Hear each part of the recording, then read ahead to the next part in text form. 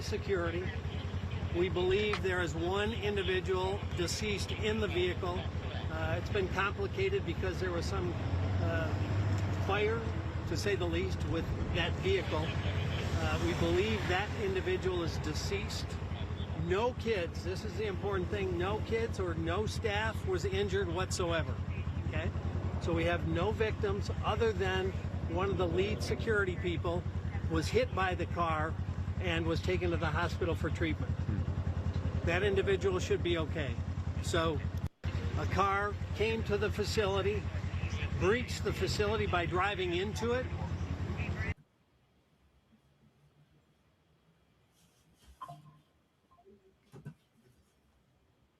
It was an act of terrorism. I can tell you that we have confirmed reports that prior to him conducting this act of terrorism, he shouted or stated Allah Akbar, and he was formerly a subject of a FBI investigation in material supporting terrorism. It was an act of terrorism. I can tell you that we have confirmed reports that prior to him conducting this act of terrorism, he shouted or stated Allah Akbar.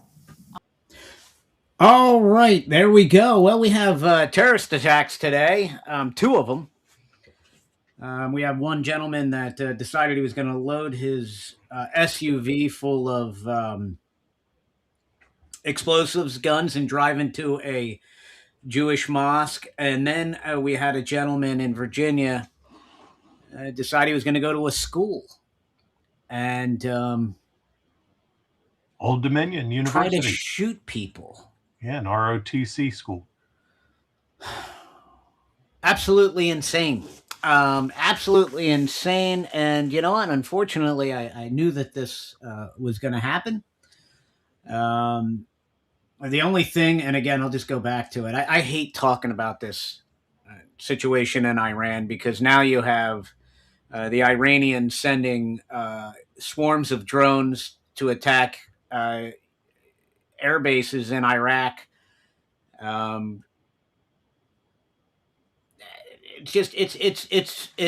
It's not, we're in something that I believe President Trump thought we would be in and out of very quickly.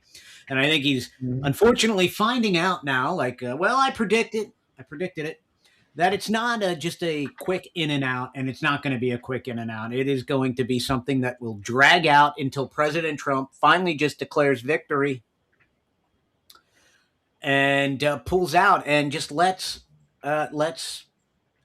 Israel mop up the mess, because this is gonna hurt our economy. This is gonna hurt the recovery that he had planned. You had all these people going on social media and going on X talking about, oh, the recovery, look, the stock market's up. And I told everybody it's not up, it's going to go down again.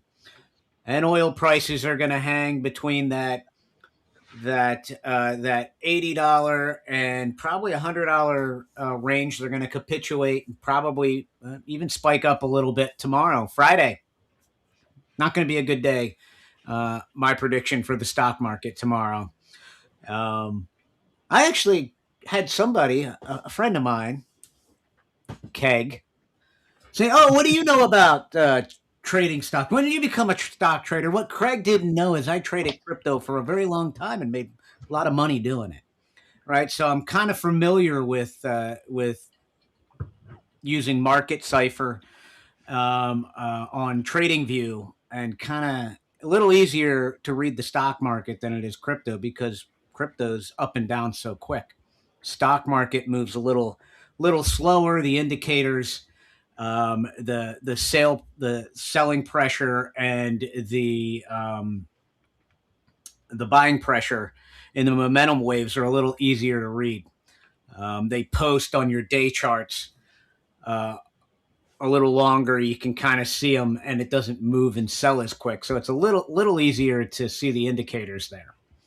But, well, there you go. What's up, fellas? We've got Big Tony in the house. We've got my man Jacob from Beyond Detox, and we've got the one and only Tim Skillett. Tim Skillett, let's get your thoughts on what unfolded today. We'll start with my man Big Tony. Okay, well, my show today was all about WTF, and and these incidents today, the school that was attacked, and the synagogue that was attacked, they WTF incidents. You know what I mean? The attacker at the school was um, Bless you. okay. Bless you. Bless you. Alrighty then. That was WTF. three. A hat trip. A hat Hey, trick. listen. Three is three, right? Mhm. Right. Oh, but yeah, they were definitely WTF incidents. Not entirely unexpected though. At least the synagogue one was not entirely unexpected. um, you're gonna have to kind of get used to that. We have 18,000 known terrorists, and we have people being radicalized every day. So until we can get all these people out of our country, this is kind of the norm, in my opinion. But it's still a WTF, in my opinion. Kind of the norm, right? Yep. We haven't had anything really like this as far as from a radical Islamist in a while. I mean, it was all transgenders prior to this. Well, it was as all, far it as was all as far as BM, it school, was all if you want to BLM, isolate it, Antifa. if you want to isolate it to schools stuff, yeah, sure. But there've been all kinds of Muslims, doing various different kind of attacks. And what the heck you talking about, man? It's attacks are going to be the norm, and they're going to Well, attack yes, synagogues, you're and right. they're They going, are going to be the norm. You know why? Because we've just created an Al Qaeda Hezbollah training video and radicalized a bunch of young Muslims to hate the West all over again. oh no, they were All already over again. radicalized. We've built Trump spent time building this alliance, right? With the what's it called, the Bureau of Peace or whatever for frickin' Gaza. Spent all this time building this alliance, getting these Arab countries to commit and invest in Gaza. All for Bibi to drag us into this at no benefit. There's no benefit to the United States. I haven't seen any yet, and you're not going to see any. You're not. I'll guarantee you're not going to see any benefit. Right? The benefit is you're going to have more terrorist attacks in the United States. You're going to create more Arab tensions all over the world. And when Iran does fall, when they finally do fall, you're going to create a vacuum, which is going to create a vassal state for the shithole that's happening in Syria right now, just to sweep on up into there, baby. That's exactly what's going to happen. Well, my thoughts are, wait, before this started, we already had 18,000 plus known terrorists inside our country. Okay. That happened during Biden's regime. Okay. Hey, And we you're have just and yeah, and you're 18,000. just Think about that. 18,000 plus terrorists inside our country. What do you think they're here for? Why do you think they're okay. here? What about all the Yeah. Muslims? What about all the Muslims now in the United States? The youth that Again, weren't radicalized. No. There's no such thing. No. There's no such thing. Yeah, yes, there is a such thing. The I'll tell you why. jihadists are the snake in the grass. The Listen. non-jihadists are the grass that hides the snake. I'm going to tell you right now that there were Muslims that were here, young, youthful Muslims that were slowly. I know them. I know them. I'm friends with a lot of people from And they're Syria. not Muslim.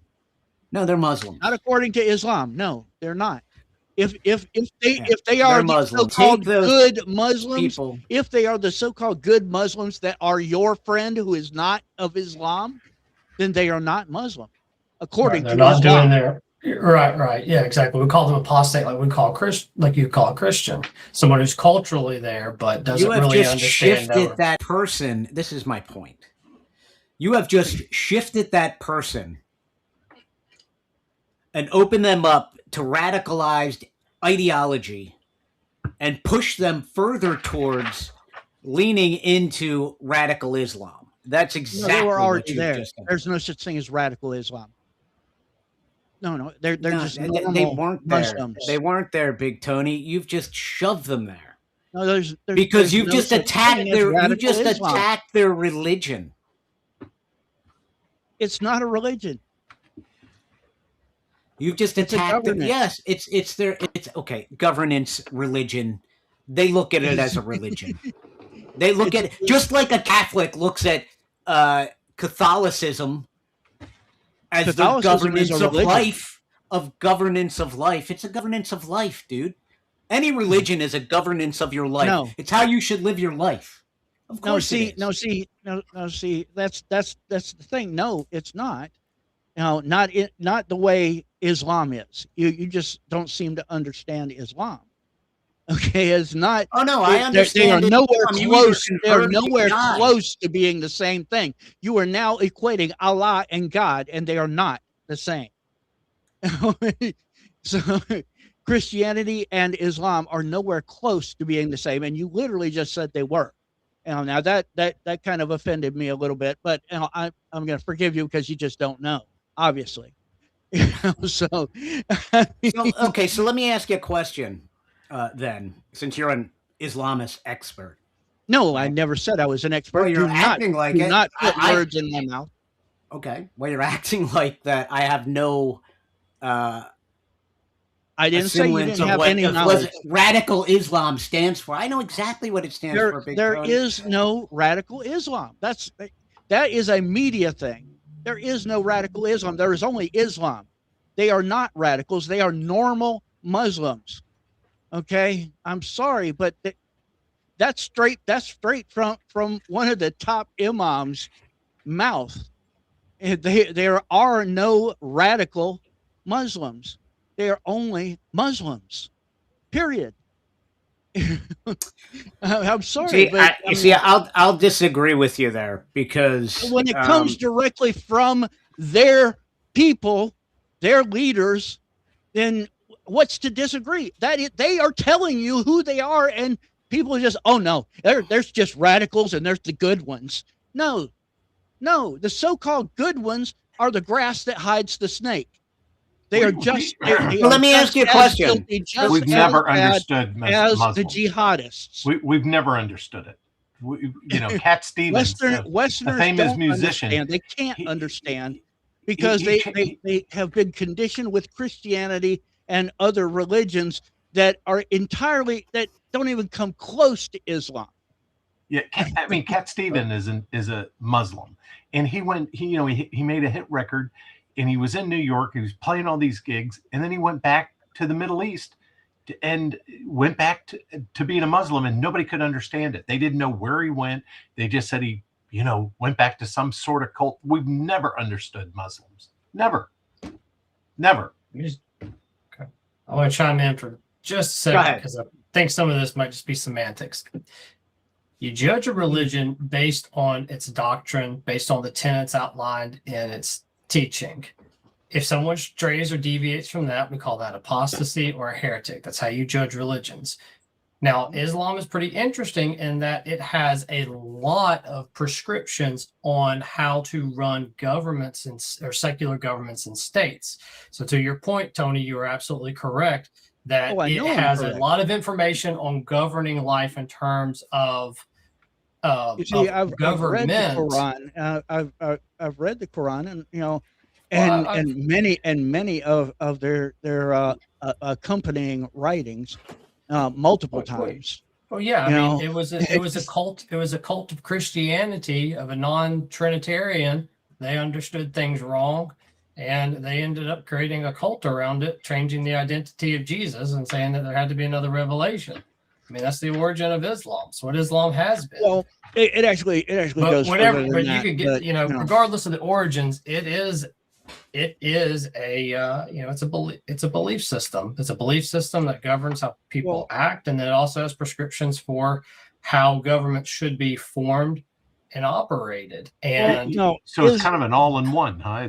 It's Islam, how you live, how you're governed, and laws, Sharia law. Islam is a governance that tells you literally everything. When to do this, how to do this, etc. Right. But it also prescribes that you have to follow the teachings of Muhammad. Okay, right. He is the most recent prophet in their little BS. Right. But he came to fix all the stuff that Jesus apparently got wrong and the Christians got wrong. Exactly. So I mean, it's simply literally a governance that regulates your entire life. And the most important part, Tony, is what? Let me ask you a question. If you don't convert and to become a Muslim, what happens? With infidels, which is us, all four of us, everybody watching, etc. If you're not part of Islam, you are infidel. Okay, with the infidels, they only have two choices. Well, technically three. They're not supposed to really do the third one, but it is allowed. They have the choice to convert you, get you to convert to Islam, or kill you. The third one is the jizya, which is a tax that allows you to stay alive. And we're not talking about a small tax. We're talking about they literally take all your money, your property, everything. They just render you basically a serf. You are less than a dog to them. But you're allowed to stay alive. You're allowed to be a human shield when they need one. That's what you're allowed to do. Those are their only options according to the Quran. And they have to follow the Quran. And the Quran tells them that they cannot even be friends with a non-Muslim. Period. If they are, then they are cast out from Islam. And in fact, they're supposed to actually be put to death. But they've not done a whole lot of that as far as leaving Islam recently. So, but they are cast out. Yeah. And I've told this story many. That's why I say if they are legitimately so-called good Muslims, then they're not Muslims. Because the Quran itself says so.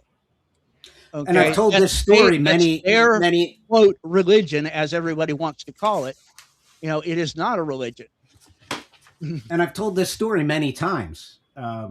My friend Hisham told me that if we were in Syria, Carl, we could not be friends. Anywhere. I told him that. They've come over here. Anywhere. Here's my point. You're splitting pubic hairs now. No. Yeah. Because I'm literally going by their religion. I'm not splitting hairs anywhere. I'm literally going by the Quran and the Hadith. Okay. Here's what I'm saying. You have youth Muslims that I know, young Muslims that I know. If they don't follow Islam, then they're that not Muslims. Have integrated somewhat into America's. According to their own law. So let me put it this way then. Okay, douchebag. Is that okay? We're going to start with the names now. That's not going to be too cool. Okay, you know what I'm saying? Whatever. What I'm saying is that you have young people that maybe grow up in a Muslim household,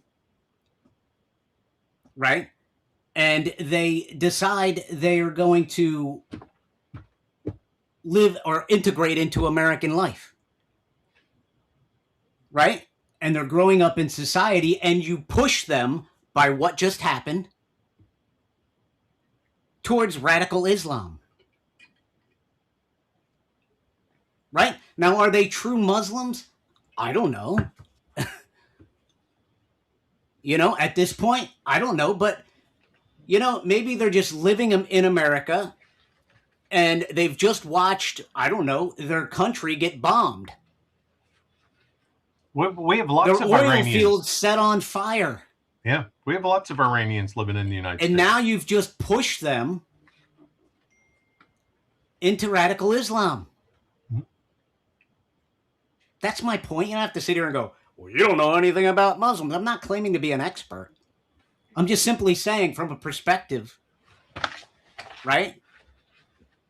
You've just pushed them more towards being radicalized or into true Muslims, whatever you want to call it. I would say the way I kind of think of it, it's like anything. If you, like with the Charlie Kirk assassination, you had people start to reflect on what it is. I guess you would say that they start to take their religion or their heritage more seriously, at least for a moment. And right now there's a catalyst for, you would say, historically Muslim people to want to look at that. A lot of them are probably not happy with what's going on in Iran. Well, I would say a certain subset.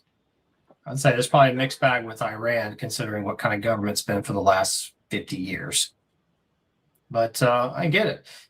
And the fact that one of them was on a Jewish school or just a Jewish property, I don't hear people talk enough, and maybe it's because they don't really understand enough. There's a fundamental religious hatred between Islam and Judaism. People don't understand that, and they don't seem to understand that this is religiously fueled, not as a tangential part or peripheral part, but it's a central part of it. They're arguing who has the rights of the land, who got God right. Anyway, you always have to bring that in when you talk about Middle Eastern violence, especially as it relates to Muslims and Jews. Well, today in Old Dominion, that's in Norfolk area, the gunman went in, asked where the ROTC class was. Somebody directed him to that class, and he ran in, shooting the instructor, yelling, "Ay Akbar." Okay. An ROTC student in the class jumped him, stabbed him to death. Okay. He ended the situation. We're going to be seeing a lot of Americans end the situation. The guy drove into Bloomfield or Bloomberg, Michigan, and drove into the school with a car, got out, was shot immediately by the security guard who was hit by the car going into the school. I don't know about you guys, but we have a lot of synagogues and a lot of Jewish schools in Florida. Everyone has armed guards, locked gates. I mean, it is on lockdown, okay? And they guard their schools. They are on point, and they've been on point for a long time. I will say around here, we have a lot of, a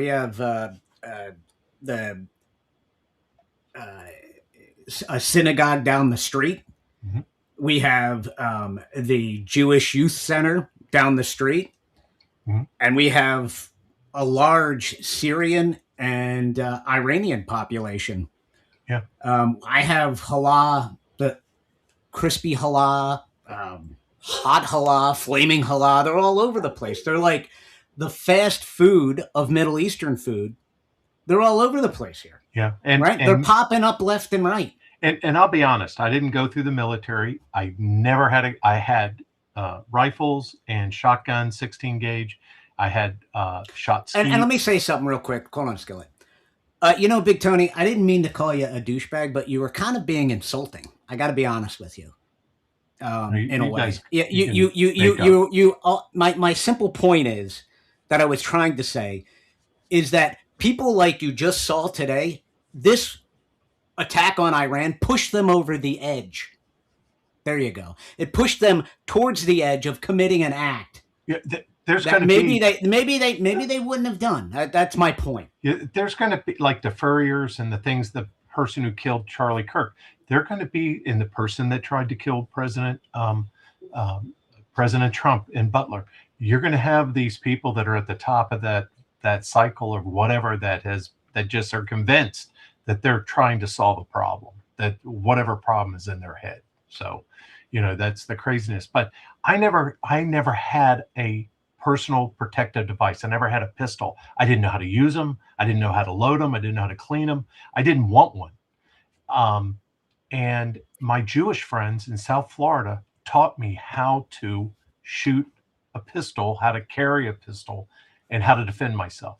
I learned from the Jewish community in South Florida because they're all armed. Every single one of them is carrying, women and men, everyone. I can tell you. So don't. Well, nowadays, you have to be. I tell you, like I never. And they know how to take care of business too. They will defend themselves and me. I always felt safe with them, always, because and usually people don't do that unless they have a historic or at the very least a perceived reason. And for their case, I think that they have a very historic reason for the threat is real for them, which is sad, but that's where we're at. I live in the hood, so I never leave my house without a firearm. And you feel comfortable and you defend it. Yeah, of course. And I would feel comfortable with you in the hood. Yeah, my neighbors think I'm nuts, and that's probably a good thing because I'm not nuts. No, I'm not. And if I have to tell you that, I probably am. But nah, man, you're just in a sea of low information people. Lunatics. But yeah, so that's where we are today with that. And it's just not working. I'm in a place right now where I'm just so disappointed in our government because it's not working. It is not working. It's not working. We're supposed to be a representative. We're supposed to be a representative government, and my representatives aren't fighting on my behalf. I gotta tell you, they shouldn't be paid. The senators shouldn't be paid. The congressmen shouldn't be paid. Nobody should be paid. We are at a place. To be honest, I didn't think we would be.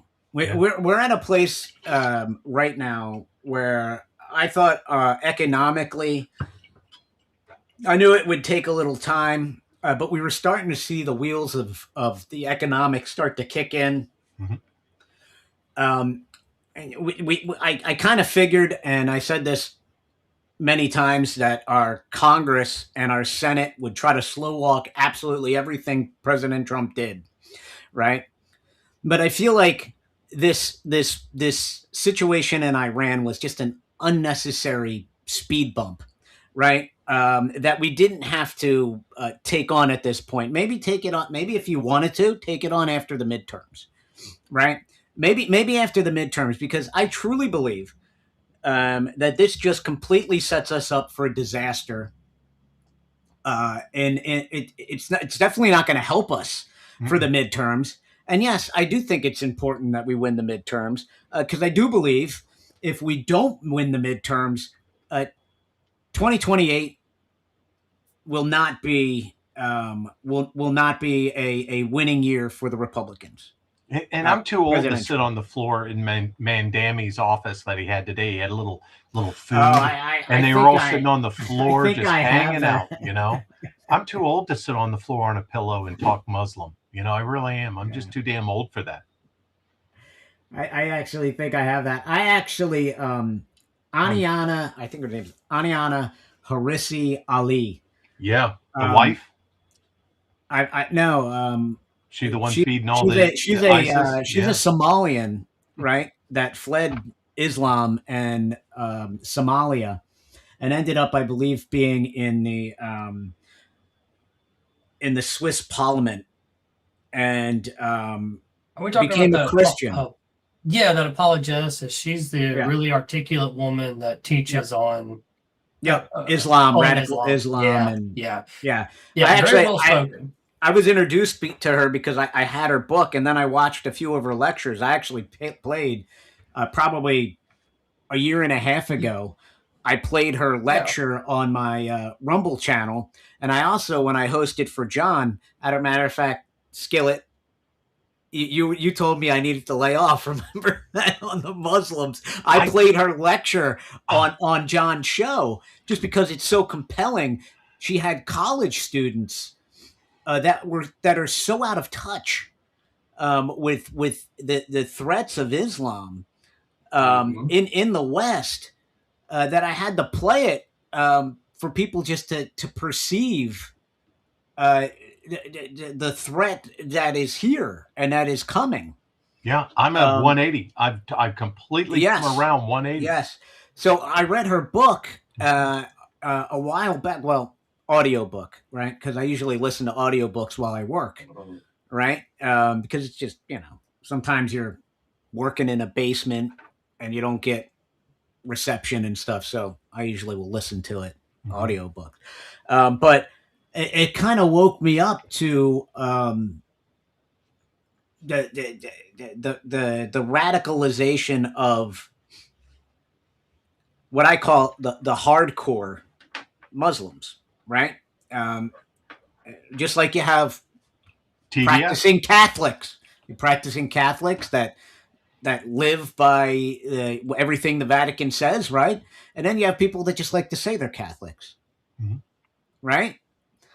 That don't practice. They just like to, go there on Ash Wednesday and get the ash on their head, and so everybody can think that they're a good person. Those type of people, right? Yeah, the nominal, or what we call the culturally Christian, but yes, find themselves. You have that. You have Jewish people that are practicing Jews, right? And you have Jewish people that just like to go around and say, "Yeah, I'm Jewish." I call those are the Jewish people that will drive on Friday and park a block from their parents' house and then walk to their parents' house like they walked the whole way. No cars, no technology on the Sabbath. Yeah. If only they would actually follow the Old Testament and not all the Talmudic trash that they did after they lost. But I was an adjuster, though. But I was an adjuster that would have to adjust a kitchen, and the kitchen had 2 dishwashers and 2 sinks because one was for dairy products and one was for meat. And if you had meat on dishes, that went in one dishwasher, and then if you had dairy on another, you would wash that in another dishwasher. And they would get on me. They'd say, "Tim, why do you have 2 dishwashers in this kitchen and 2 sinks? It should only be 1. I'm like, "In your kitchen, but this is an Orthodox Jew, and they have 2 sinks, 2 dishwashers, everything's separate." They're like, "Oh, we didn't know that." Yeah, you don't know a lot of things till you're there in their community. And I was going to see if I could try to find that interview with her.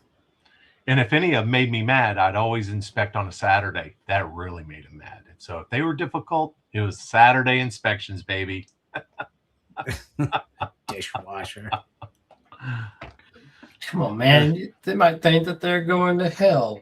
All right. If you force them on a Saturday. Make me mad. Give me a hard time. So I brought something up yesterday, and Skillet went, "No way. The CIA and the Soviets."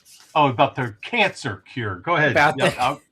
You're Jacob's on today, so I'm excited for Jacob. I'm excited. All right. Do we want to get into this one? Yeah, I do. I brought it up. I want to know why there's not a line of 10 million people. I'm gonna let you set it up, talk, ask your questions, and then I'm gonna come in with a wrecking ball. All right. So the CIA, right, supposedly had known that the Soviets had found a supposed cure for cancer, right? And it was a deworming product, right? Because they say that the cancer cells, right, the tumors, react much like parasites, right? And so when you treat them with a let's say a parasitic dewormer or whatever, it actually eradicates the cancer. Now, I've heard before that MS and a lot of disorders like that are actual parasites that can be cured a lot of times, right? And so when I heard this and I kind of read it, I was like, yeah, it makes sense. And the reality of it is if you think about it, like ivermectin and those type of parasite cleanses, they're fairly affordable compared to what the pharmaceutical companies are charging for chemotherapy and all these other drugs that they have. And then the drugs that they give you because you lose your appetite. And then the drugs they give you to keep you cancer free. Yep. They usually will kill you because they're so highly toxic. The therapy itself is a killer because you're getting radiated. So you're getting super poisoned for drugs on cancer. And they've started following a genetic theory rather than an older theory, which we'll get into in a second. So yeah. What is the reality of these drugs, the antiparasitics or dewormers, we'll call them? Well, what did Russia have that said they could cure cancer? Well, because that's the claim, right? They've had cancer cure for 40 years. Essentially, what they were getting at is they noticed that the way that tumor cells or cancerous cells operate is similar to how parasites. They thrive in an oxygen-depleted environment. It's called anaerobic respiration. Mm-hmm. And they're right. When you don't get enough oxygen circulating into your body or getting into your cells, that affects your ability to make energy. It affects your ability to detoxify, and it starts gumming up the works. You get really toxic, starts breaking cellular machinery, and your cells end up going into an anaerobic state. It means lack of oxygen state. It's an emergency backup that keeps the lights on. You go from making 32 or 36 molecules of ATP with oxygen down to 2 or 4 without oxygen. We call this sugar fermentation. Okay. It's funny that, first of all, whenever, Carl, you sent this to me, I laughed. I said, "You got to be joking me. You've got to be joking." These numbnuts, we knew this stuff back in the 20s. Otto Warburg had published this back in 26, and then in 1930, we had Nobel Peace Prize winners after that. His work was celebrated. It was well known and taught. We knew what cancer was: lactic acidosis of the cell, lack of oxygen, or what we call cachexia. And then from the 50s to the 70s, we threw all that stuff out, especially when we started erroneously looking at genetics as the rule of everything. Yeah, if your parents had cancer. If your parents' had cancer. Exactly. So we're talking about declassified. This stuff was known in America and the whole world over in the early 20th century. We knew what was causing cancer. Mm-hmm. Cancer, to an extent, you could say, is partly a natural backup process that cells go into when they can't work with oxygen. And the immune system is supposed to be competent enough to be able to tag and cause those cells to self-destruct. We call it apoptosis. A cell's supposed to do that. If a cell doesn't do that, then we have backup systems in our immune system to knock it off.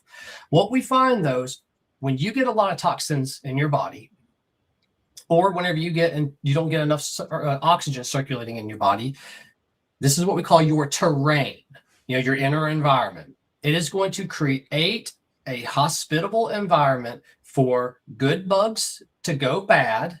That's a concept called pleomorphism, where a bacteria, fungus, or parasite can change its form and function depending on the environmental stimulus. You're going to have bad bugs that don't have any business coming into your body start to take up residence simply because the environment's hospitable. And cancer, or was not say cancer, but parasites are going to proliferate these bad environments where you get damaged cellular machinery, you get more toxic waste, you get less oxygen, and now your immune system becomes incompetent. One final thing is cancer and these other bugs, they will create what are called biofilms, which essentially are like a walled city, a walled defense system that the immune system can no longer see. So these bugs and cells inside of there can grow unimpeded by your immune system, and they can also set up cellular networks. And I mean like wireless networks where they create viruses as communication tools so they can talk to each other. They actually have a sentience. It's called quorum sensing. But so the cancer grows and then it starts shutting down all your organs and everything. Well, yeah, and it just depends. So it's partly the immune system becomes incompetent because you have toxins and you have biofilms that these bugs will create that hide their operations from the immune system. Now the immune system gets so much inflammation and stress, it gets confused, or you don't have energy, so it can't function. If you lose your oxygen in your body, then you don't have enough to power, say, like your immune system. The immune cells themselves either get overwhelmed or can't operate correctly. So you have a vicious cycle of all of things shut, where you have essentially functional biochemistry just starts to shut down. And it leaves you vulnerable for more parasites and other things to come in because they're eating all of the trash that you're generating. So let me ask you a question real quick. So they always say that sugar feeds cancer, right?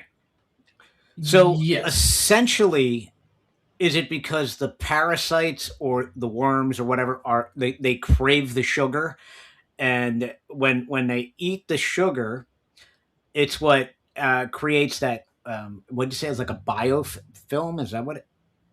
Well, we'll just say parasites are going to create biofilms to protect themselves. It's it's just part of what they do.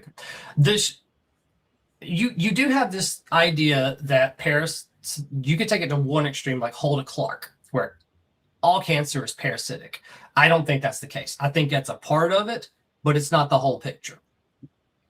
I would say a lack of oxygen is the perfect storm, because your cells can start creating cancer themselves, and it's going to set up for parasites and other things to come in, which are going to create a lot of extra toxicity, which are going to damage cells. They can't use oxygen, and then you start getting cells operating in what we call an anaerobic state, which makes them predisposed to cancer, among other things. We've also got toxicity we have to consider, because toxins will damage DNA, which can cause cancer because of incorrect coding. And still microplastics and exactly, the microplastics, mold toxins, the parasitic poop, the byproducts they put out are heavily neurotoxic. Actually, Carl, to your point, you said MS. I think almost everybody who's ever come through my practice, and even me myself, were either given a diagnosis or were told by their doctor, you need to get checked, you may have MS. And that was for mold poisoning or parasites or heavy metals. I say a lot of times people get junk diagnoses, and the root cause usually is a toxin, a stealth infection like fungus or bacteria, like streptococcus or crypto or staphylococcus, especially with the kids with pandas, autism. It's usually one of those things. You get down to that root, you get that toxicity out, you give people the nutrients they need, you will be, it's quite impressive what the body is able to heal from. And so we have to wonder, are those symptoms actually really a diagnosis, or were you given something that was incorrect based on a cluster of symptoms or a doctor's best guess because he didn't know what was going on? We see that happen a lot. Question. Okay, yep. So you get diagnosed with cancer, and so they say, look, it's it's growing out of here. We're going to operate on you, and we're going to cut it all out. That's what they did with my mom. She had colon cancer, and so they went in there, and man, they cut it all out. I mean, they filleted my mom up and cut everything out. That she hit a heavy chemo, and she's still alive. That happened when she was 50, and she's 95. Okay. But then you get people that say, "Oh no, I'm not gonna have an operation because I don't want that to be exposed to air. If once the cancer's exposed to air, then it just grows like crazy." So I mean, you never know what That's it is. exactly what I was just going to ask. Yeah, I mean, you just don't know what you're hearing. I'm going to say this, guys. There's a reason why these systems stay enclosed. I mean, these organs and whatnot, they are designed to stay enclosed inside you. So I definitely understand you don't want to be hitting things with outside air. Usually exposure, like an open wound exposed to air can get infected, among other things. So I would say it really depends on what the terrain, the environment that organ is supposed to be. Yeah, because I would think that we would be operating at Space Lab and that it would be in a vacuum, like a zero oxygen. No air. There's another thing to consider too. Oxygen in the air is stable. It's not reactive. It requires enzymes and cellular machinery in order to metabolize that, turn that into usable oxygen. Usually a person that's got cancer or that has, most people have some problems with utilizing oxygen anyway. It's a toxic world. Now, if they were to do something like ozone therapy through IV or rectal insufflation or vaginal insufflation, we're back to the rectal talk again. Go right. Honestly, right to one of the the ass. biggest things that people would used to do, part of Gerson therapy for cancer and other therapies, is that they would do coffee enemas to start getting rid of the toxic stuff, and people would have reversals in their cancers in the past. This is not anything new.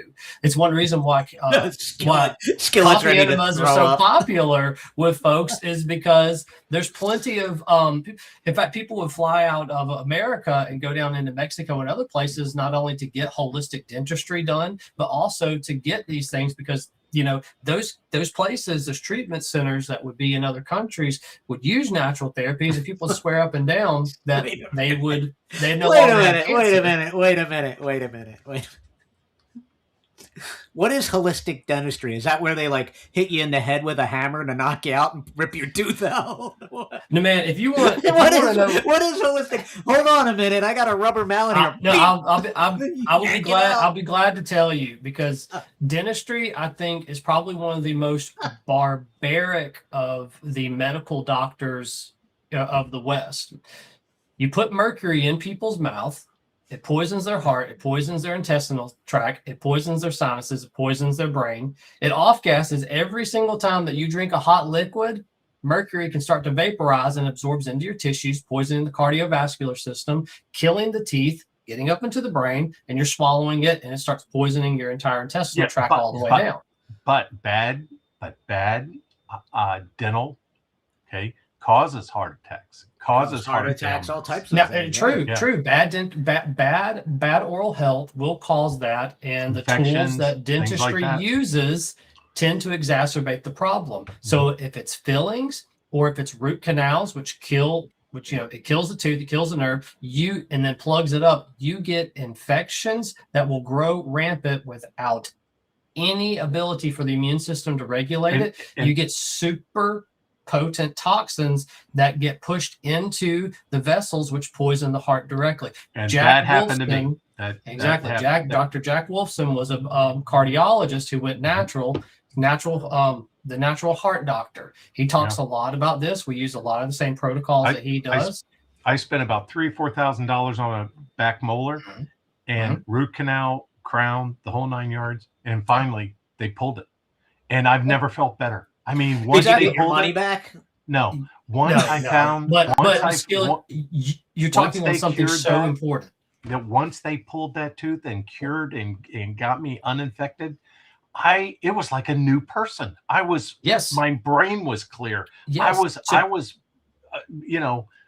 on the top of my game. Exactly. We hear this happen all the time. So much chronic illnesses, whether it is cancer, whether it's autoimmune conditions, you name it. Some of the worst, craziest, debilitating multi-system symptoms, things that you could ever see, could all be caused even just by an infected tooth. And when people get those procedures done, a lot of times their health can completely turn around, and these diagnoses that they have, they no longer meet the criteria. The Hashimoto's either goes away or... Yeah, and I fought it. The dentist wanted to pull it. years ago, and I was always told, save your teeth, do the root canal, do the crown. You keep those teeth in your head because when you're 80 and 90, you have to eat. And if you don't have your teeth, it's hard. By that It's time, hard. they're pureeing everything. You won't be able to eat solid food. But there's one You'll be good like thing Joe that Biden sucking your steak through a straw. So to answer your question, Carl, I kept telling the dentist that's what I wanted to have done. You know, Oh, I was okay. killing myself. And I forget. You know, my dentist is also a medical doctor. He has both degrees, and I'm fighting a guy with a freaking degree. Don't do that. Yeah. Follow their advice. And you're real good to have him too, because this is not something that unfortunately a lot of people don't know, that your doctors don't necessarily know. So it's getting a lot better. And I don't want to give them a lot of flack for it, but it just is a reality. We have to see that. And Skillet, what you just said is something that happens to so many folks. And we help prepare them. We help prepare people for that, because a lot of times when you get a procedure done like that, it can end up causing people to spiral into a lot of extra chronic illnesses they never had. Right. Like if they get their fillings taken out. So, but what does this have to do with parasites? This actually has a very close correlation with what we're talking about with parasites. These procedures, like whether it's brushing with fluoride or using alcohol rinse or all of these fake things that we use in our mouth and the toxic air that we breathe and the toxic water we drink, you're putting a bunch of poisons in the mouth that are allowing and proliferating parasites to grow in your mouth, spirochetes. And so we get a lot of parasites that live in our mouth. They get into our teeth, they rot the tooth from the inside out, causing cavities and many other things, gingivitis, periodontitis, rotting the jaw. And then cancer can be one of those things that comes up later. So if we have a bad oral health, we're going to have bad systemic health. Parasites love to live in here, get into the sinuses, get up into the brain, and get down into the GI tract. You wonder where they're coming from. This is where they're coming from. So get fluoride-free toothpaste. We carry remineralizing toothpaste and parasite-killing toothpaste on our store, BeyondDetox.com. There you go, /Killer Carl. By the way, listen. So, holistic dentistry is a lot like natural childbirth, is what you're telling me then? No, it's just as I would say it's like 21st century dentistry. They don't put poisons in your mouth, and they can actually save the mouth instead of filling it with all sorts of metal. You put metal in your mouth, man, you are going to start galvanizing your saliva, your teeth. Damn, I was just going down to get a gold grill. You get a gold grill, or you get gold and silver, or you start mixing metals, you're going to change the pH and the electrical voltage that runs through your mouth, and you can start hurting your organs. Because your teeth are like a circuit on a circuit breaker. Yeah. That connect all to your organs. So if a tooth goes bad, it can affect your organ. Or if an organ goes bad, it can affect the tooth. I was helping my daughter move, and so I'm going to make a short story very long. She was. You're going to make moving. a short story long, or a long story short? She was moving, so I said, "Okay, honey, I'll pay for the U-Haul. Or where do I get it? I'll just go to the local U-Haul, pick up a U-Haul." No, Dad, I've already rented it. It's in this back parking lot off a commercial area. Fine, I go get it. The keys are in it. I'm all ready to go with the U-Haul truck. That's how young people do things now. They don't go to the U-Haul center, right? They have U-Hauls that are parked all around the city. So I went and got the U-Haul. While I was in that parking lot trying to figure out how these young people do things, I'm watching a car full of kids, and they were putting a grill in some kid's mouth in the car. That was their dentist office. It was like a Hyundai Accord with the reclining seat. And that's all these dentistry people, in the hood, baby. And buddy, they were putting in all the gold grill in this kid. And I was like, don't look at him. Don't stare at him. Don't, just don't smile look at over him. there. He smiles back. I've never seen anything like it. Give me your watch, bitch. So I was like, I got the truck and I'm still alive and I'm out of here, Yeah. But I mean, if they knew. Where the hell were you, dude? In Orlando. I was in Chinatown, baby. Whoa, Chinatown? House of Faux. I was like right behind the Faux, baby. Yeah. Did you get a I love pho. Did Yeah, you get? give me a Did you spring get roll, a fortune some cookie shrimp. with the rental? No, Did you get a fortune cookie with the rental? no, man, it No? was just weird because I like U-Haul. You know, you go down there for a hitch. Get down there if your trailer ain't working with lights. You know, they fix everything at the U-Haul shop. I Anyway, do like U-Haul. Yeah, Now we they're have like good the people. big, we have the they're big good mega people. U-Haul place where they have Oh, like sure. the pods. I'm sure you do. They have the freaking. I think people live in them. To be honest with you, they have like the Yeah. heated climate control. I'm like thinking like that would be a pretty cheap apartment. Yeah, it Carl, is I'm a- going to read one quick thing to y'all to kind of Yeah. answer that question. What's the actual connection with parasites and cancer Metal in your cells? So real. it's a thing called, well, part of it, and this is not all of it, but this is something people can probably further look at on their own. It's called molecular mimicry. So this occurs when parasite and cancer cells develop shared proteins or antigens that will trigger an immune response. So cancer cells use this mimicry to evade the host's immune system. So you do have a recent studies, 2025, in cancer immunology, immunotherapy. They found that antibodies for parasites like trichinella and schistosoma. Easy Shit for you to yourself. They cross. They Shit can, yourself. So these antibodies for parasites can cross-react with human breast and lung cancer cells. So it confirms that they can share these antigenic proteins. So essentially, they're able to mimic and evade the immune system. And then you get, well, let's see, just shared antigens, molecular mimicry, and then I'm going to throw in the biofilms because when it comes to Western medicine, there's a lot of things that I think that they miss. They can't see the forest through the trees. They know so much about so little, and the best ones know everything about nothing. Or the forest burnt down behind us while we were fighting in front of us. Well, okay, I'll take that. I'll take that one too, man.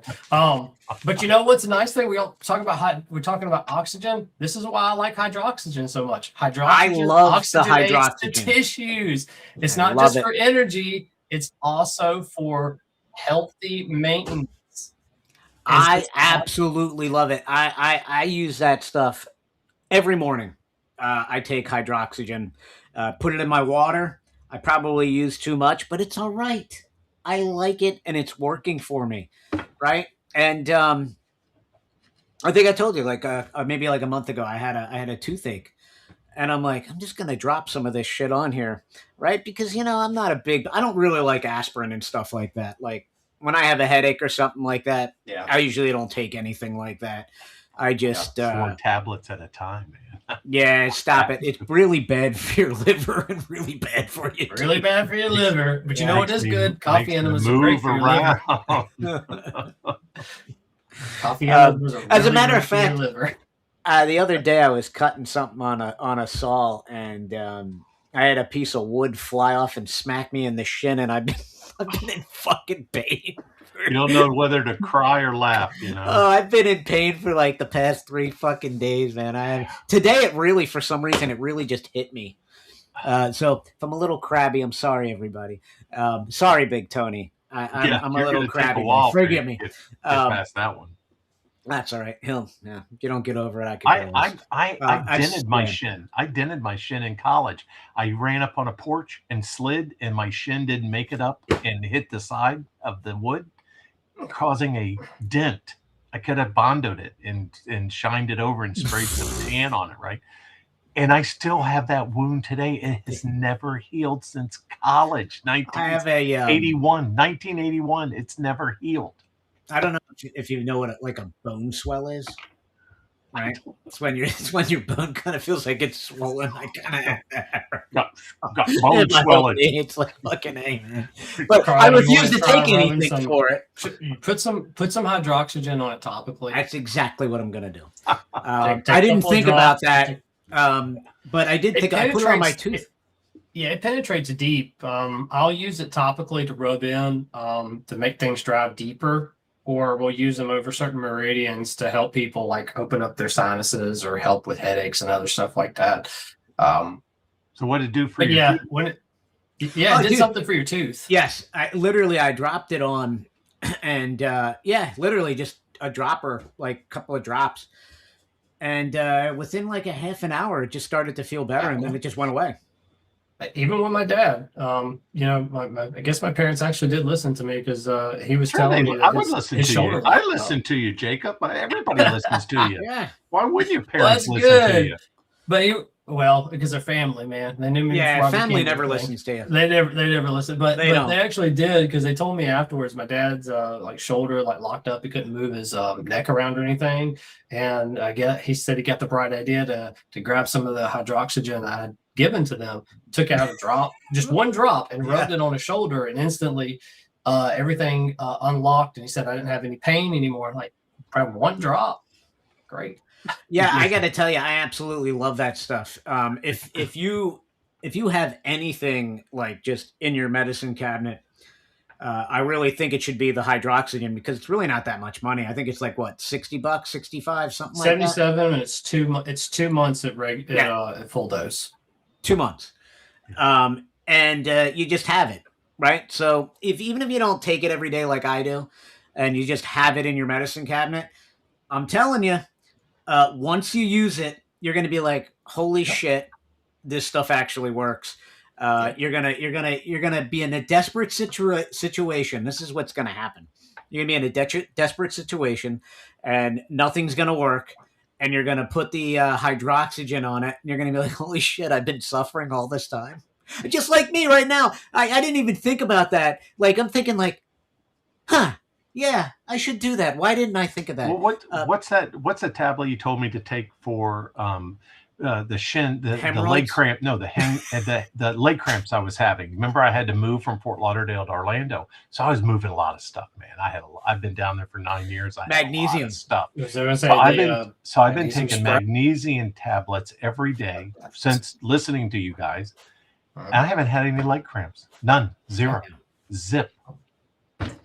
So I use magnesium cream because I suffer from leg cramps a lot, but I don't anymore because I use magnesium cream, and the hydroxygen, just drinking it probably helps. I'm gonna assume, because it promotes oxygenation in your body, which promotes blood flow.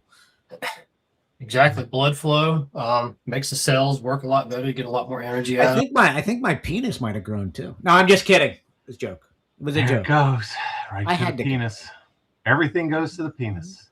That's penis. They've just come out with a Jacob's study. like, I don't even want to get engaged. I was just thinking about that Saturday morning we were on. I said, listen, we got to patent the red light underwear, the infrared underwear. I did singe some areas of my body, though, trying some experiments on my own. Yes. You get the razor burn? Just the nutsack. It's kind of tender. I'm telling you right now, that whole scrotum area is a little tender. No, they do not study out your scrotum. No, so I thought you were talking about like red light tanning his balls or something. Yeah, his balls. I put a blue light. I was trying it with blue light, red light, green lights, anything. I was like, I'll try it. Anyway, had my navigational lights down there. You know, it's like I was sitting on the front of my boat with the navigational lights. You know, Skillet's got landing. He's got landing lights. Green, strobe. Anyway, they just had a study out, and who had to measure this? Okay, who had the money and the measuring tape? But they were measuring penises in the United States, and New York has the longest penises. People from New York. It has been documented that they're a little bit better endowed than the rest of the country, which is going to make Texans very upset. Okay, very upset. All I can think of is South Park episode where they were trying to scientifically do the length times width times girth. It's like that's the taxpayer paid for it. You know they did. Well, of course, that was some NGO. NGO. Can you imagine, sir? I need to talk to you for just a second. Come into the men's room here, sir. Sir. So all those NGOs with the endowment in the name, I guess they were all in on it. You know, and who was This is the going who to was make the a good government? short for you, Carl. This is going to be a short. This is going to be one of your short. Right, it's just like who was the person that approved the fucking funding? They must have got the application and they're like, huh. Well, now we Penis can linked research approved. we can now print a T-shirt that says "New Yorkers are the biggest dicks." Well, that's true. That's true. A lot of them move here to Allentown, so they're a bunch of a-holes for the most part. To be perfectly honest, they are. I don't know what it is. It's people from Jersey and people from New York. Those two people, man. I don't know what the hell is going on there, but they are the most arrogant, worst drivers. By the way, absolutely suck. There's a reason insurance rates are so high in New Jersey because they don't know how to fucking drive. I just say they have a little too much confidence. And I'm always nice to them. I said, "Sir, where are you from?" "New York." "Good, because you know how to go home. Right? You know your way home." Yes. I know. Yes, it's absolutely insanity. It's almost Easter. Hey, it's almost Easter. You know, the day after Easter, we have parties in Florida. This is when we celebrate. We do break dancing on I-4 and I-95 because all the snowbirds go home at Easter, the day after Easter. And we're out there doing the conga lines on 95, you know, or we get our beaches back. We're like having fun, you know. Dun, dun, dun, dun, dun, dun, dun, dun. The first week of April, you know. Is it that bad when they all migrate back down there? Yes, and they all leave day after Easter. So I'm gonna guess it's they probably start coming down like what, late November, day after Thanksgiving. So day after Thanksgiving, and they go home day after Easter, and all the prices go back to normal where we pay Florida prices. Don't tell anybody that, okay? Yeah. Doesn't the housing prices go down like in the summer? It's it's hot as hell, man. Well, yeah, it's like a million degrees. You know, I went to Vegas in August, right? Oh God, 35 degrees. Yeah. Frying eggs. I'll be honest though, it's a different type of hot. Yeah. Right. Yeah. It is. It's a different type of hot. It's like hot. Your skin is burning off your body hot. But I will tell you, I was talking to my daughter about this today, and where else are you going to go on a roller coaster attached to the side of a building? Oh, and it only stops right over the edge. Dude, it is freaking awesome. Not me. It is awesome. It's in I think it's New York. New York is the hotel. Oh, and it's funny because all the people from New York, where do you think they stay? New York. Yes. I'm walking through this hotel to get to this freaking roller coaster attached to the side of a building, right? Mm. And everybody's Guido. Everybody's like, hey, yeah, you want to go over here and get a cheesesteak? I'm like, are you kidding me? You're in Vegas. Like you're in Vegas, dude. Like you want to step. And it's all like you got your pizza places, your cheesesteak. It's just ridiculous. But Vegas is a must do if nobody's ever been there before. Listen, you have to. When I go out west to Phoenix, and then I go out to Scottsdale, and then from Scottsdale we go to where's the place with all the power vortexes? Sedona. We go out to Sedona. It's strictly 32-ounce steaks, baked potato, and a salad. That's it. You eat every night. 32-ounce T-bone steak, baked potato, and a salad. That's it. Every night. Fill up. And it was great. We got to go. We went to the Hoover Dam. Lunch. Maybe right? We went to the Hoover Dam, so we got to go from Vegas to Arizona, right? It just went short drive over, and they have the fucking clock there showing you the time. It's like, are you kidding me? Very cool though.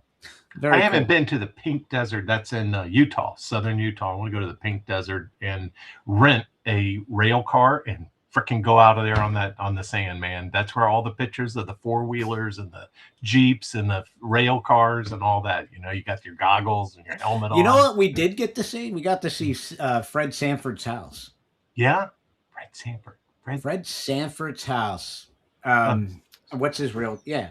What's his real name? I can't think of it. Fred said, it's Benny. Red Fox. Red Fox. Red Fox. We got to see his house, right? Which is cool. Did it still have the IRS notice on the front door? Stapled onto the front door. They railroaded it. Poor Red Fox. They really sure did. All of them. Imagine Red Fox now. He looks to Minnesota and he sees millions of tax dollars stolen. And he's like, "Wait a minute! You took every fucking thing I have. Everything." Oh wow! And he's funny. Listen to some of his hilarious. stuff. He's hilarious. He's hilarious. Sanford and Son. I can still just watch it, and you think to yourself, "How the hell did this ever air?" Oh yeah, right. You remember that neighbor? What was his name? Julio, right? Yeah. We didn't have cockroaches till Julio moved in. I grew up watching that. It's one of my favorite shows when I was like a little kid. Dude, I still watch it sometimes. I'll put it on and I'll just feel like, and that's the thing, in the world right now, everything is so freaking, it's crazy. It's doom and gloom, it feels like. It really does. Yeah. And besides a moment praying with God, you need comic relief. And, you turn on like Sanford and Son, it's just like an escape, or even the Gemstones, right? Oh, God. I'm not asking for the world. Did you? I just want $2 million and an 8-ball of cocaine. Help a brother out. Yeah. Woman, did you just break wind? That's nasty. You gotta go and wash yourself. Go wash yourself and off. That skinny skiing, man, that is I was rolling on the ground, man, because he was just like, that's what it's all about. It's all about. Now, you should not be skiing naked, first of all. Oh, man, come on. No. There's nothing better in the world, man. What is it? Is it in Brazil? If you pee in the water, is that in Africa? If you pee in the water, they have that fish that goes up into you and then locks into your penis. What the hell is that thing called? You know what I'm talking about, That's right? Gotta be, they call it the devil. That has to be the devil. It goes into your pee hole, and it's got these little prongs, and it sticks itself in there. I'll be a smelly guy in Brazil. I can tell you that right now. Could you imagine? Oh my God! Jacob, did I ever tell you about us skinny skiing in Orlando? Oh my God! Skinny skiing in Orlando. How old were you? We were in junior high. Oh, okay. Okay. Yeah. It was just last week. Just young lads in junior high. It was just last week. What are you talking about? My cousin lived on Lake Sioux, which is a positive lake. We talked about negative and positive lakes, right? Spring-fed, beautiful lake. And so if you live on a spring-fed lake, you can't afford it. I can never afford it. Nobody can afford it. But my uncle was a big attorney. My mom's sister, they lived on the lake. So they had a big ski boat, one of those big crafts. You could ski like 6-7 people behind it. You could just throw as many lines out and we'd all get up off the dock and off we'd go, right? Junior high. Well, they had mansions around Lake Sioux in Winter Park, and they had a Winter Park tour boat. It was a pontoon boat taking the old women, the old people, for a tour of everybody's houses. And we would ski past the Winter Park boat tour, with 5 or 6 naked guys waving. We would y'all make sure. Were y'all flying at full mast? That's just and so we never got arrested. We never got a complaint. And they said the boat would be full in the summertime, man. Just waiting for all of us to go skiing. It was great. Okay. So biddies, yay, they loved it. They didn't care. They loved it. Here we go. Here it is. That's funny. I'm going to share it before we. That's real. That was funny. We had a good it's time. It's in the Amazon. The Curie fish. The Amazon River Basin is a teeming cauldron of life, where creatures both great and small thrive. Among these creatures is the candiru fish, a diminutive yet deadly predator. Yeah, look at those teeth. The candiru fish is a small, parasitic catfish that is native to the Amazon River Basin. It is often known as the penis fish or the vampire fish because of its supposed habit of swimming up people's urethras. These fish are equipped with sharp teeth and a barbed spine, and they can inflict serious injuries if they are provoked. In 1997, a man in the Amazon River claimed a Candiru fish swam up his urethra while he was urinating. Doctors were able to remove the fish in a 2-hour surgery. If you are ever in the Amazon River, think twice about peeing in it. Well, at least Damn New right. Yorkers, I don't think. At least New Yorkers would have a little bit bigger penis to work with than anybody else around. So that's good. It just means he could get up further. Yeah.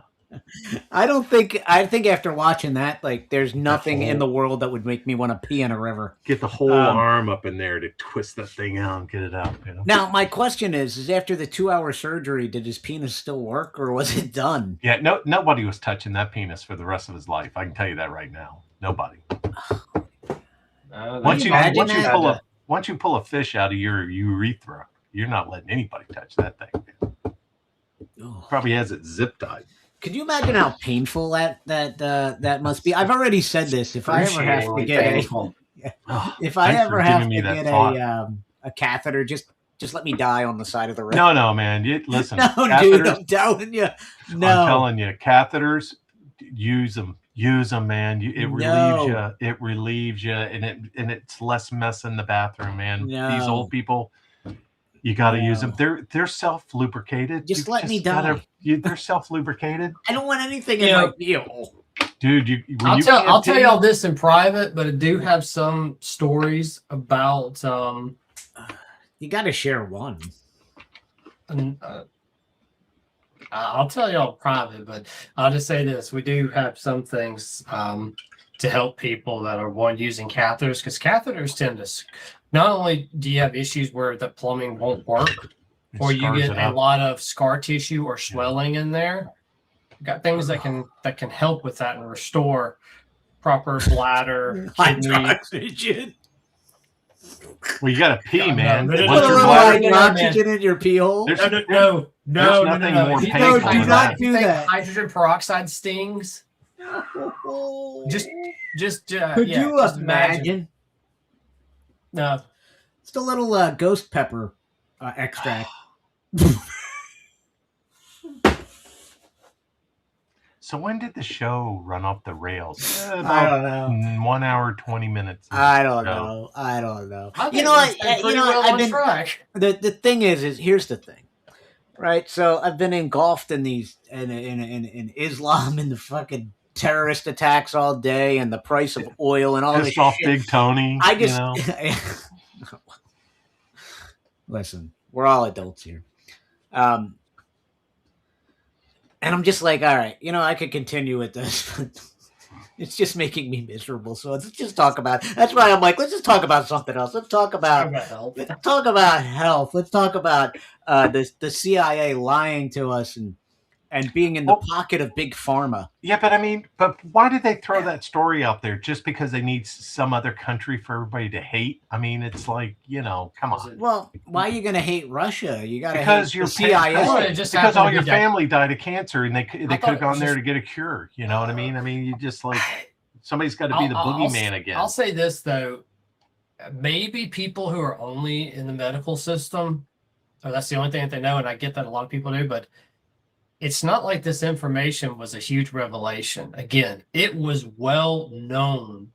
Even textbooks were written on this. This was a prevailing theory of cancer until you had the Western medical system switch everything over to diseases all genetics. Now, I don't ascribe to that at all. Genes don't change. Well, you're not going to have evolution. You can destroy your genes through a lot of toxins that we know. Most everything that we come into contact with can damage, alter, or delete your DNA. Nobody talks about that. But you just have a fundamental shift in what the medical system teaches. A lot of things we already had the answers to. Tesla, okay, we have wireless transfer of energy. Nobody's got that.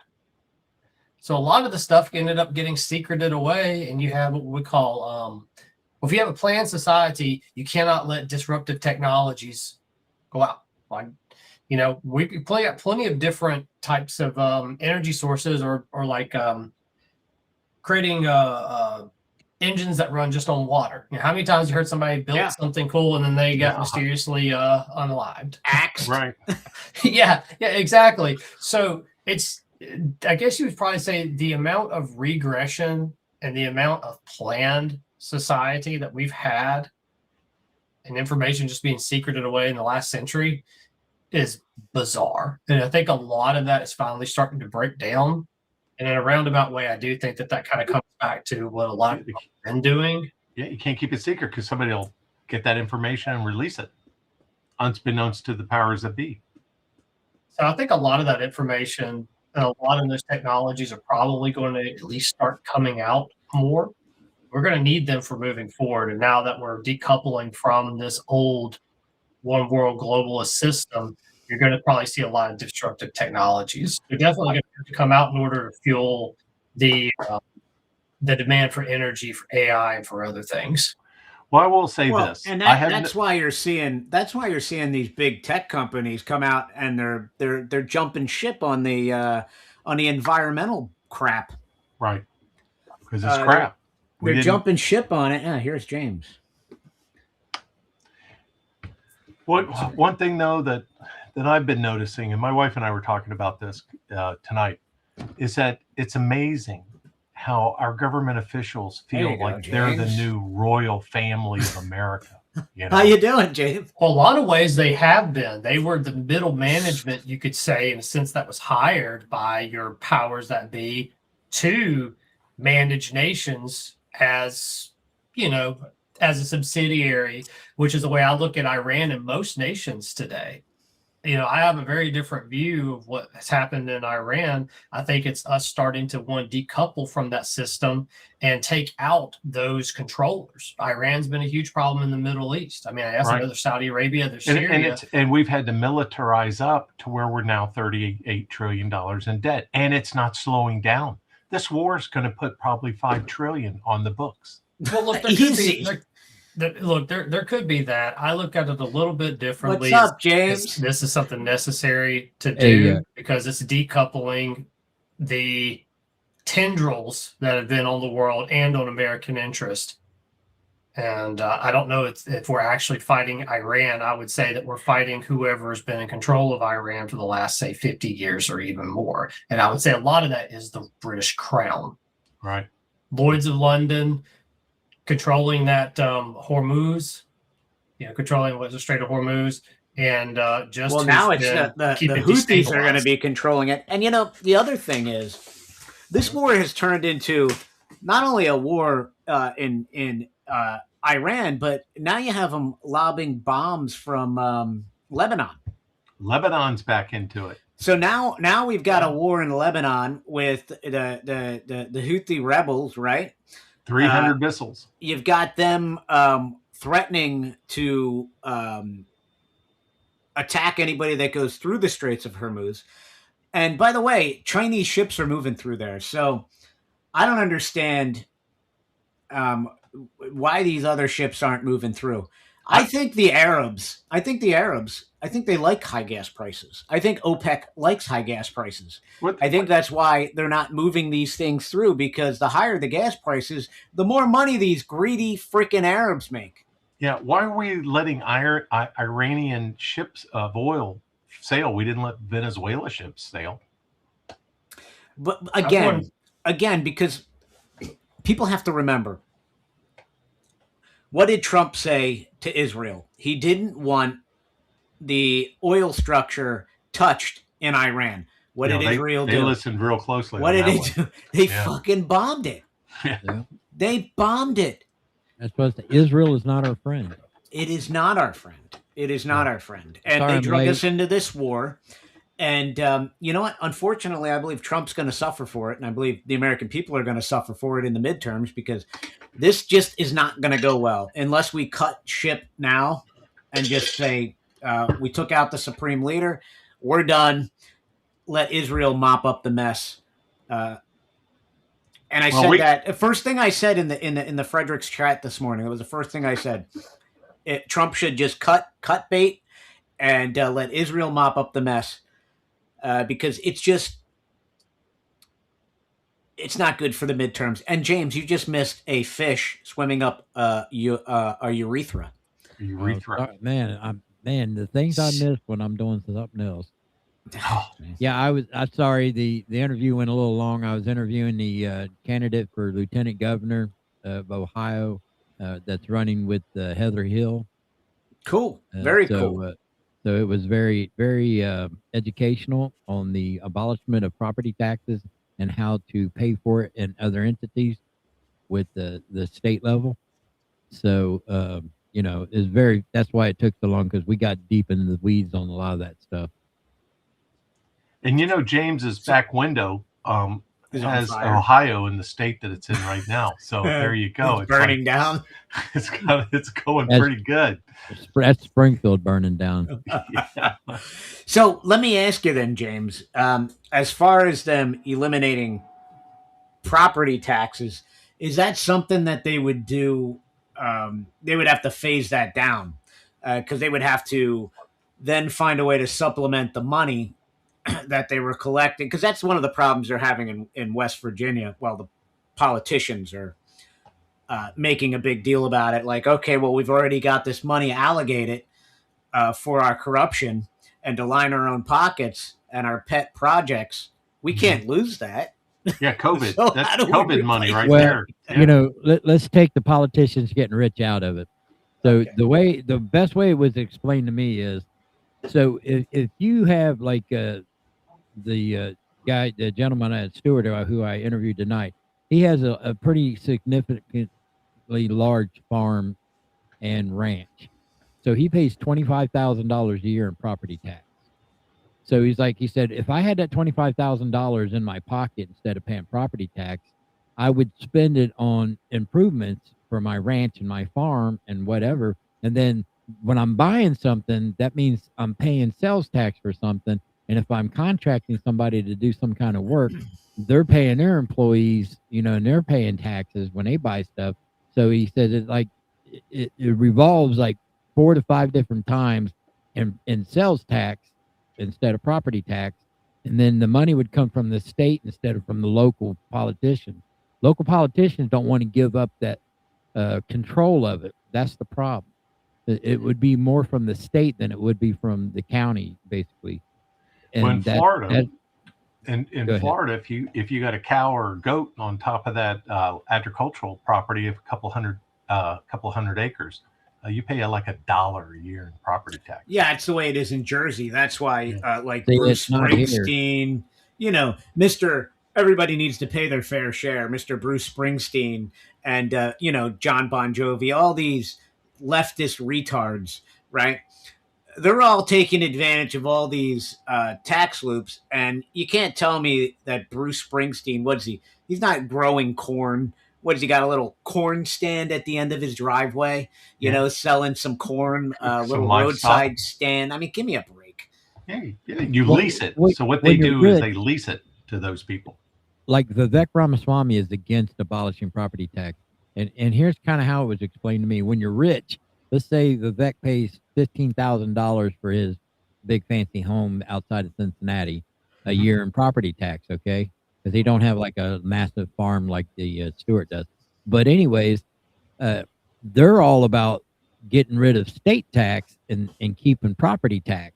The thing of it is like, so when you pay state tax, that means they're taking it out of their total income. Well, Vivek Ramaswamy is worth almost $2 billion now. So it's cheaper for him to keep property taxes and have everybody else pay the bill through their property taxes, because he's only paying like 15 grand a year out of that. And then he wants to abolish state tax. So the tax code creates the incentive. And so you get rid of, if you create the tax, well, let's say in this case, get rid of the tax code pretty much altogether. But you're right. They're having to go, the system itself is forcing them to work in their self-interest, because it's an insane amount of money that he could be on the hook for, and it's arbitrary. Yep. Well, if you're in the same position, it's going to be hard for you it's going to color your thinking at least a little bit. So I can understand, but you got to change the incentives. Well, James has a fantastic podcast, Empty Pockets Garage podcast, and it's awesome, right? Still Empty Pockets Garage. It's But Empty it's Empty Pockets Garage. on YouTube, and it's Empty Pockets Podcast on Rumble, Twitch, X, and Facebook. And he comes into Panikin's, what is the name of that? Panic Rehab. Come Rehab. on, dude. Come on, man. Panikin Rehab's at 5 a.m. in the morning, and he is a riot. We call him Uncle Jimmy. Uncle Jimmy, baby. Uncle Jimmy. And Uncle Jimmy's going to be singing tomorrow. He'll be singing, singing because he won the dart game that we played. No, I lost the dart game. That's not winning. That's losing. Get ready to sing Barbie Girl or some type of that's what Spice Girls going to make Girls. me sing. Yep. Yeah, it's a Barbie world or some kind of bullshit. And one of the I know it. Tyler loves that song. You know, he's got a pink keyboard. You know that? He's got a pink Barbie keyboard. Do you know that? And I was looking at buying me a pink guitar in the next week or so. Oh, nice. Well, we've got a story for tomorrow morning. It's on Tommy Thompson. Tommy Thompson was a gold hunter. He was a prospector, underwater explorer, and he found 3 to 21 tons of gold. Wow. And he took off with the money, and he didn't pay his $12 million of investors back of their investment. Oh, that's 12 million is nothing for the amount of gold that he found.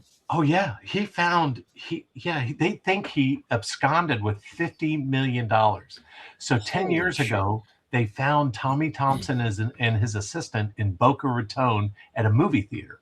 And the reason he got caught was he was under an assumed name. He got caught because he gave the clerk moldy money. He had $503,000 in cash, and it was all covered mold that he had stuffed in pipes, in 5-6 inch pipes, and buried on his attorney's rental property.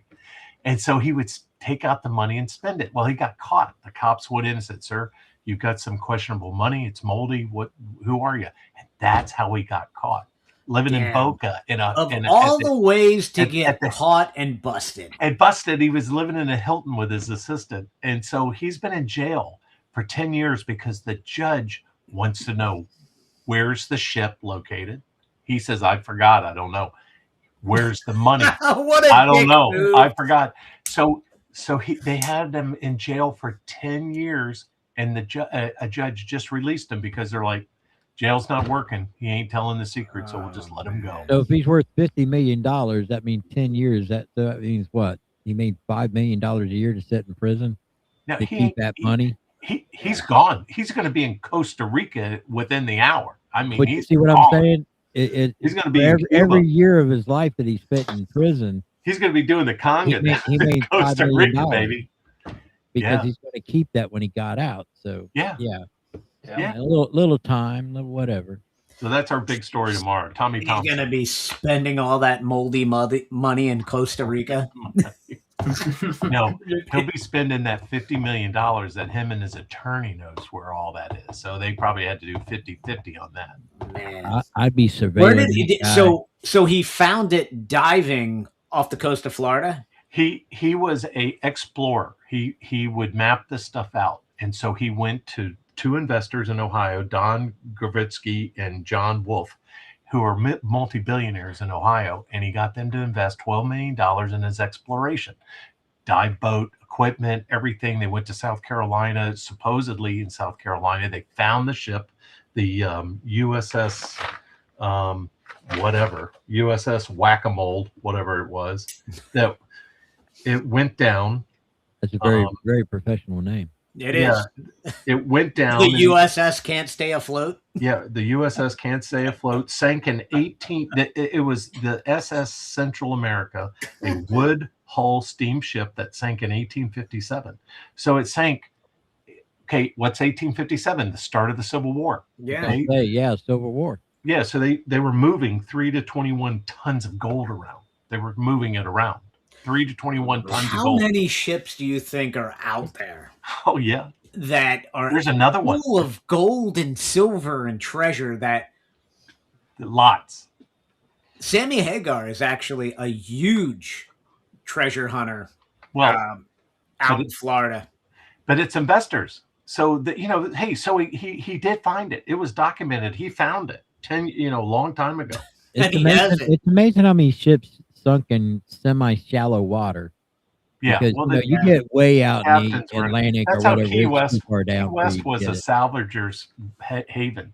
They had a lighthouse on a ship in Key West, and during storms, they used to move the ship over on the other side of the reef, and all the ships would crash.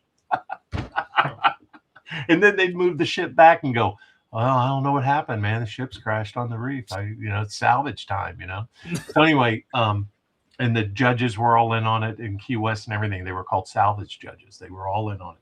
But no, but these two investors been going back for their money because they said, hey, you found the gold. Now give us back our investment plus our benefits, right? Wait, I don't get the greed level at that point. Like that's next level greed. Like gold makes you crazy. What was the amount of money? You said 50 million. 50 million, right? Yeah. So you're still rich as fuck. Yeah. Right? Even after you pay them out, you're that greedy. Well, let's say 12 million, give him 20 million back. He's still got $30 million. Yeah, he's probably like, I did all the work. Why am I giving these bastards 30 million? Yeah, but $30 million, man. Come on. He's believed to have retrieved 3 tons of gold. And when their investor calls went to unanswered phone calls, they sued. And so this line's been disconnected. Yeah, the voicemail you're trying to reach is full. No longer. So I don't want to give any more away. You got to get up at 5 a.m. and watch the rest of the story. You know the investors are like, son of a bitch. Son of a gun. And their wives were like, I told you shouldn't have trusted that guy. But I'm a billionaire, so 12 million ain't that much. Leave me alone, bitch. Yeah, right. Well, but he's been in jail for 10 years, and it's loose lips hadn't sunk his ship. He did not tell. He has not told where the gold is or where the 50 million is. There's probably still 45 million left because he's been spending it. So yeah, well, if he gave it to his attorney, in prison for 10 years. So here's the ironic. He might have loose lips. Ironic part of it. He's going to be calling his attorney. And that phone call ain't going to be answered. It's going to be like, hey, man, he won't answer his phone anymore. Where's Herb Mitzowitz, my attorney? If the money was moldy before he went to prison and it's still hidden in pipes somewhere, that money's going to be deteriorated instead of just molded. James, that was ready cash. It's gold, man. It's gold. Yeah. Oh, yeah. Gold. Okay. Petty cash, yeah. Well, I thought he cashed it all in and had currency. Sorry. I didn't catch that part of the story. I apologize. Whatever. Right. What is the best? Just told me a little bit. You have a metal detector. I know you do. You're one of those dudes that are on the beach. Right, you're not really looking for metal. You're just looking smeltering gold into fishing weights and going over the Bahamas and putting them in your Cayman account. That's what you're doing because you can't go to a pawn shop in Florida. You got to give them your ID. They got to know where you live because we had to cut down on house break-ins because you can't just go in and give a pile of gold to a pawn shop. You have to give them all these IDs, photos, everything. So what's the best thing you've ever found? All I'll say is you have to smuggle the gold out of the country, I have an ID account, and then smuggle the cash back into the country. That's the adventure of gold detecting. Okay? I got an ID. The name of my ID is McLovin. McLovin. So my question is, okay, so if you find, let's say you find something. Right? Hold on, Carl. I'm gonna go ahead and I gotta hop on out. I gotta do some phone calls. So no stream tomorrow night for me. We got plans for this weekend, but if y'all stream on Saturday, I'll hop on Saturday night with y'all. Right. Cool. All right, yeah, we'll be back here Saturday night free for all. Don't forget the Killer Carl radio show. Heather Hill, right? I'm excited for this. Heather Hill. She should feel honored because she got Jake Lang got bumped for Heather Hill. So there you go. That is impressive. I gotta say. Yeah. Yeah, it's because I love you, James. I love you, and I know it's important. Have a good weekend, later, Jacob. All right, see y'all Saturday. Yeah, see you Saturday, man. See you Saturday. It's because I know it's important to you, so I want to make sure it happens for you. So yeah, it's important for Ohioans. Yeah, support Carl, you fraud. can't ask me about anything I find because I am The pirate. So how does this work then? Because I'm not quite sure because we don't really have that. Like nobody, like you're going to Jersey with a metal detector. You know, you're finding somebody's lost wedding ring or something like ring. Yeah, right. diamond. So you just like nobody's. You're taking that to the pawn shop and you're giving the ID. Who cares? You know, it's Right. not like you stole it. Nobody's. You know. Right. So let's just say you're diving, Yeah, right? in a national park, let's just say.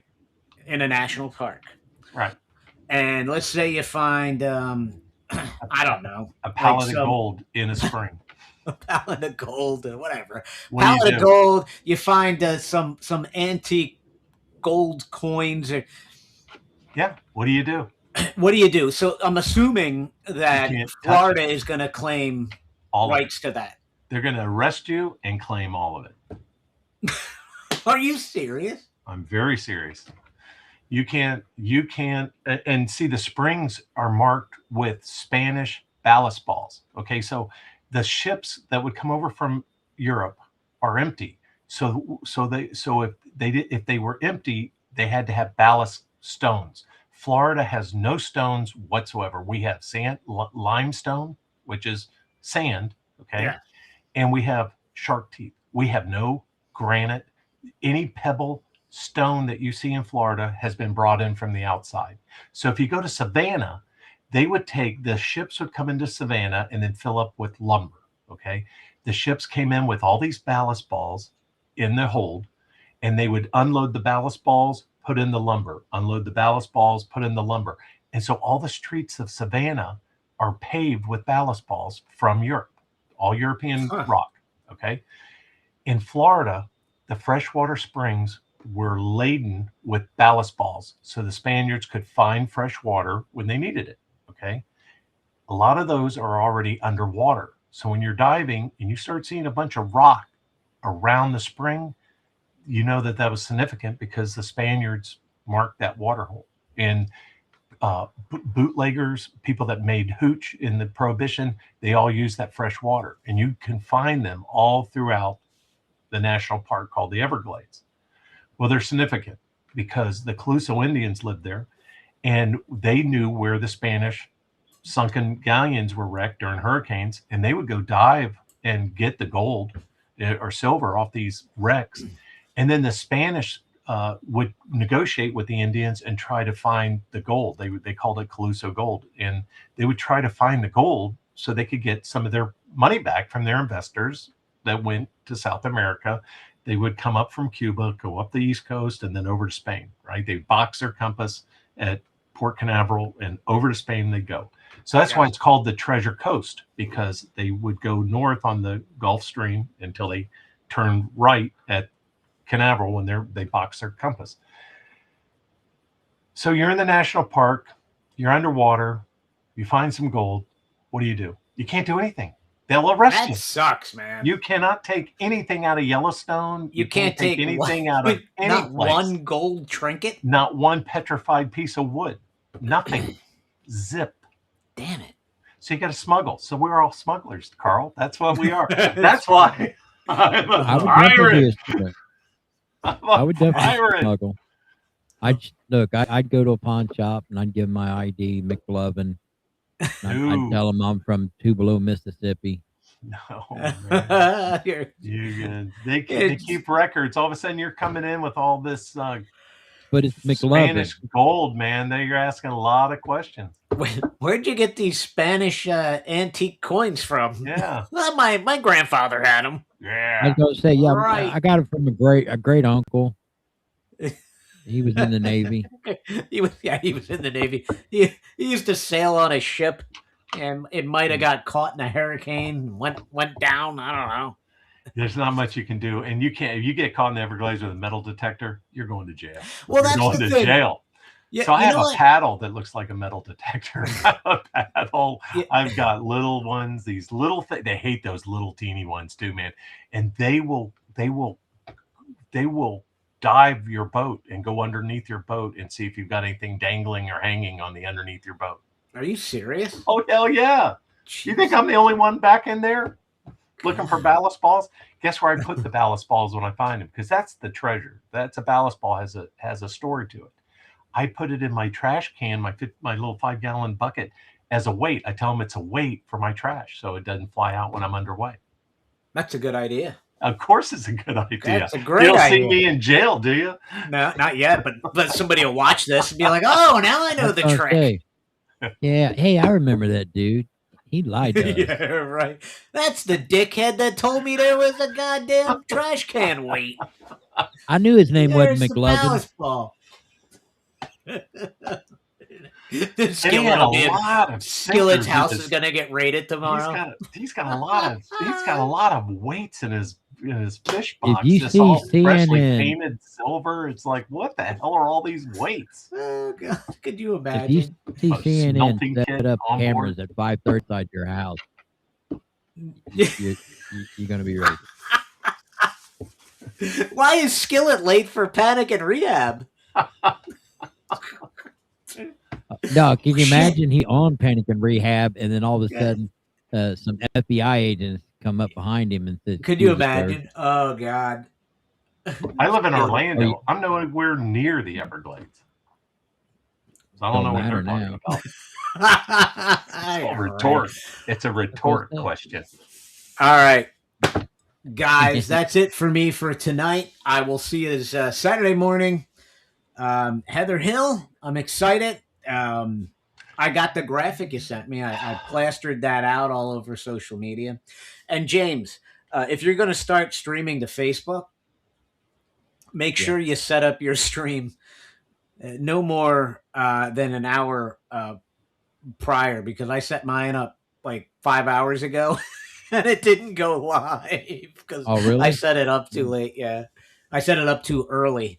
I try to set mine up early enough that I can go to things with links and put in there, hey, like tonight it was like 7 p.m. interview with Stewart. I want to say his name's Moats. I said Mott's, but he corrected me. It was Moats. Anyways, so yeah, I usually do it about an hour and a half before I you're live. good. I think the live is good for 4 hours when you go and set it up. But I did it earlier. I don't know what the hell I was thinking. Now, are you broadcasting at Spotify at the same time too, right? Or is that? No, I'm not broadcasting on Spotify. With Restream, you can only do 3 streams at a time. Oh, okay. Because I'm trying to do mine on Spotify and I can't figure out how to do it. I don't think you can live stream on Spotify yet. I think you can only upload. So you got to physically upload it later? Yeah. Because I started a Spotify account, but I couldn't figure out how to get my stuff. Yeah, you can't live stream it. You gotta, if you want to live stream, if you want to upload video clips, you got to do it from your laptop onto Spotify that way. These video clips now, you probably have it where yours automatically clips for you, right, on Restream? Yeah, I love it. I got to tell you, and I'm sure this is going to blow the hell out of people. But on Rumble, you got to do it manually. Yeah, so I have to go through and say, okay, what's worthy of clipping through the last 2 hours I was just on live. Yeah, no, I just basically hit clips, and there's an AI system, and it goes through and it picks the best ones, and it puts them together. It tags them with the name and hashtags and everything, and I just hit those. I wish Rumble would do that. That'd be nice. I mean, I'll be honest. The Restream cost probably I think it's like $40 a month, but it's worth it. Yeah, but I pay premium for everything. The YouTube, Rumble, X. I got my blue check mark on X. Women, premium. My website. My website. I pay for that every month because I try to make a real go at my website. Yeah. I have one that I pay for that barely anything because I don't know how to finish it. So, mine's about $46 a month. My website, but I blog on it. I got merchandise on it. My live streams. You can go to my website and click on the podcast link, and it'll Yeah. take you to my live streams. So it's pretty interactive with people who want to go and be part of it. Well, don't forget to watch Killer Carl Radio on John Frederick's Media Network Center at 8 a.m. Eastern Time, Saturday morning. You can watch it right here on my YouTube channel, and you can watch it on my Facebook channel. It streams to them. So you can watch them here Saturday morning, and you watch it on my Facebook. And then everywhere else. I'll have live interviews from prison soon, because there you go. Two guys got me loose lipping too much tonight. So there you go. You'll be sharing a cell with that guy. with my newfound husband. Yeah. Yeah, he'll be like, I heard you have you're gonna be real butter, popular in prison, man. Yeah, nipple butter come in handy, man. Nipple butter's gonna have to come in handy. God nipple butter. Your name's McLovin, and you got a whole thing of nipple butter. That's good. Oh my god, nipple butter. All right. With that being said, tomorrow at 5, I'm singing Kamikaze Karaoke.